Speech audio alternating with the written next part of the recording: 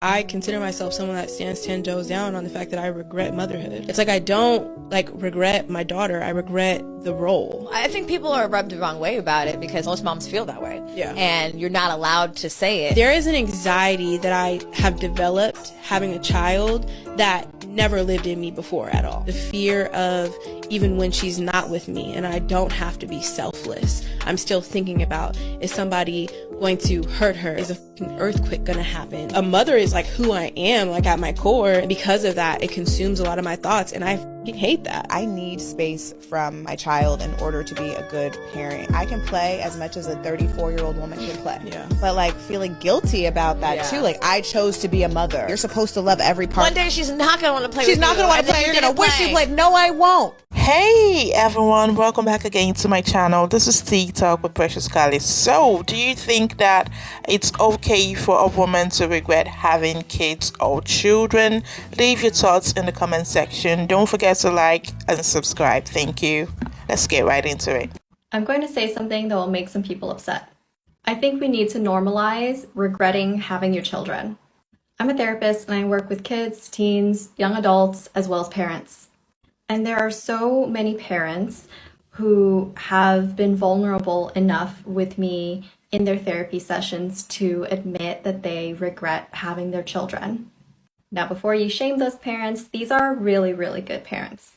Now, these aren't all parents that I work with. It's just an emotion that does come up in therapy that I don't think really gets talked about, because if they were to say some of these words out loud or to other people, they would get shamed for it.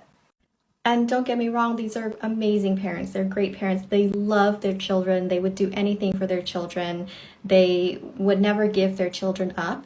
But it's just talking about the emotion of regretting having them. I would much rather regret not having children than regret having children later in life. What is something that you'll get a lot of hate for if you say it out loud? That a lot of parents out there regret having kids. A lot of women have been sold on the idea that being a mother is everything, and that if you don't have kids, then what good are you? And then once they have kids, it's not all flowers and roses like they've been told. Nobody tells the truth about the real costs in having kids. Babies are born sick and they have ailments. Partners can't handle it and they bail. And then it's a great disappointment that the child grows up to be something totally different than the idea that you have in your head. And once the resentment sets in, they tend to lash out at people who chose not to have children. Mostly out of jealousy because they have the freedom to do things while you still have a child attached to your hip. So if you're considering having kids, think long and hard, because having a child is a lifelong commitment. It doesn't end when the kid turns 18. It lasts a lifetime. So, I honestly find the subject heartbreaking for the moms and the kids. And what strikes me again and again is the lack of healthy communication between partners before wanting to have children, right? Pressures and expectations from those around you are one thing, but why do you get together with a partner whose plan for the future runs completely different from yours? I don't understand it. People need to talk about their expectations of life with their partner. So communicate with them, talk to them, talk to other people, talk to new parents. Think about the consequences of deciding to have a child.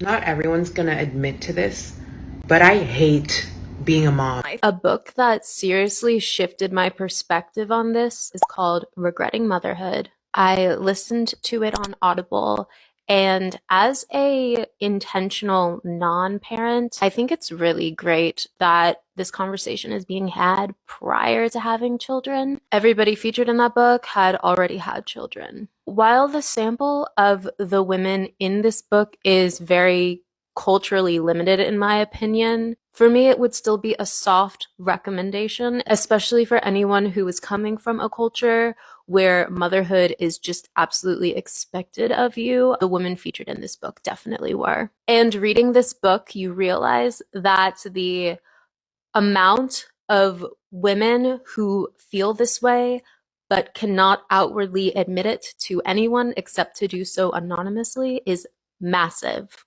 Additionally, kids understand exactly how you feel and if you regret them. Children are by and large intuitive when it comes to the feelings of their parents. We by and large underestimate kids and underestimate that specific hurt.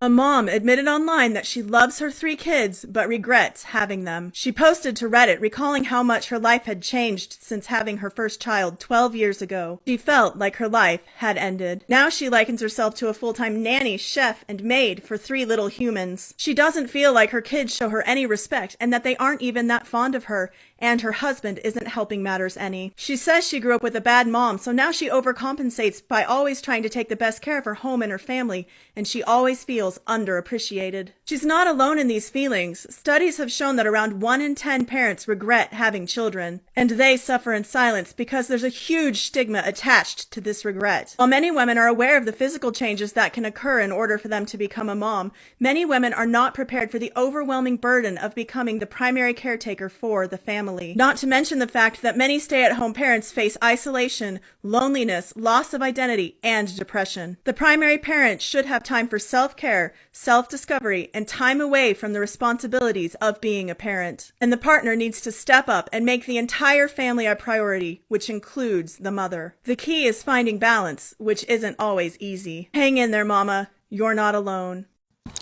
So, women needs to make sure that the man they chose to have children with wants to be a parent and not just a father.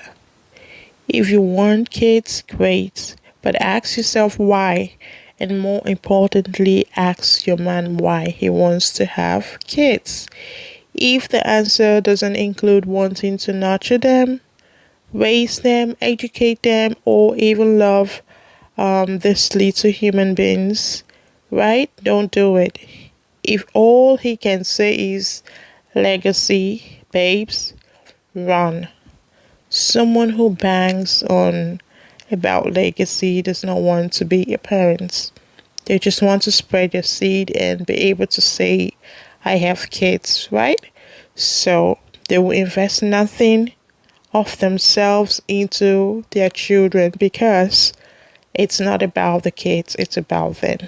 Are you actually curious why I don't like motherhood? I'd love to tell you. Because society thinks that maternity leave is a vacation. Because people think that stay-at-home moms don't work. Because childcare is astronomically high. Because we don't think that moms work, but we expect families to pay for the childcare for their children as if it's actually work. That men actually make more when they become fathers and women make less if they even stay in the workforce. That moms like you have a different experience of motherhood, so think that they can go judge other moms for having a different experience of motherhood. Because I'm expected to disappear because I'm a mom now and not have any dreams. And I'm judged for having dreams when I finally realize I'm a human and I'm still allowed to have them. And I think that's it for now, but please get the fuck off my page. Not everyone's gonna admit to this, but I hate being a mom. Same way that this mom does about motherhood, I can empathize with how she's feeling. I feel like there are a lot of reasons why a lot of women hate motherhood. And a lot will not admit it because everyone's in a competition to have the most perfect, ideal, great, wonderful life and be the perfect mom. I think it's partly the expectations that we as a society put on women. It's in general, but then when women become mothers, there are these expectations that are put on us as mothers that fathers don't have. Almost every mom I know would rather be a dad. No one expects dads to be up all night doing the diaper changes or handling any tantrums or doing the appointments for the doctors or the school stuff or any of it. If a dad simply just exists in the same house as his kids, he's given the award for the best dad of the fucking century. It's the moms who have to pick up all the slack, who are expected to. Moms are never expected to take a break, never expected to take a sick day. Moms are not allowed to have a man cold and get taken care of. And having all this put on you and you're not expected to ask for help. And when you do ask for help, you're like, oh, well, you shouldn't have been a mother if you need help. Whatever other snarky, shitty comment people make about moms wanting to take a break. When I go on a vacation by myself every year, And like clockwork, people, if I post it to my Facebook, people are like, where are your kids? They have a father. He knows their allergies. And he ain't gonna call and bother me while I'm on my vacation. Most women don't have a village. It's like the village ups and runs away when you have a baby. I've seen this happen to almost every mom I know. I think about all the people I know, like close to me, that are mothers. I'm one of the only ones that has a support system that I can depend on. I'm one of the only ones that gets to take breaks. I feel extremely fortunate, but that should be a norm. That shouldn't be the exception to the rule. You've got a lot of burnt out mothers who are at the end of their mental ropes, with no room to breathe, no room to regroup and recharge. We end up with resentful, hurt, bitter moms who hate motherhood, who don't think they should have been mothers. And it's not just because of a personal issue with them. This is a much bigger issue in a much bigger picture. And I really think we as a society need to address that. How mothers have such little help. Mothers have to suffer in silence. Because if they admit to feeling defeated, you get this shitty pushback. Oh, you're a horrible mother. What if your kids see this? If we were supporting mothers like we should, maybe they wouldn't come online so upset. Maybe they wouldn't be so burnt out and touched out. These are women begging for help, and we need to help them. I have thought about this carefully, and I don't think it's the motherhood. It's definitely the spouse and the support system that are failing, right? It's like you're single parents even when you're not.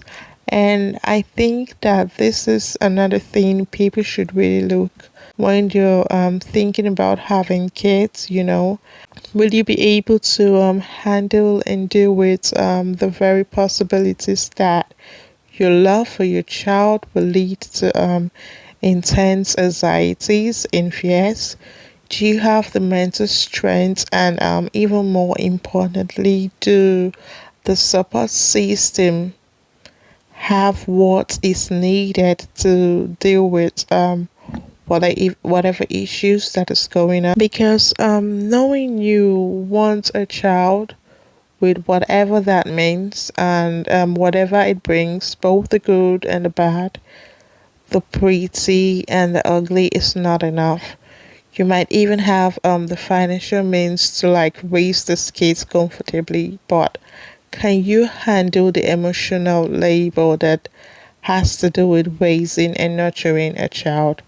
So I feel that even now this is still overlooked, and these are the things that one needs to really look into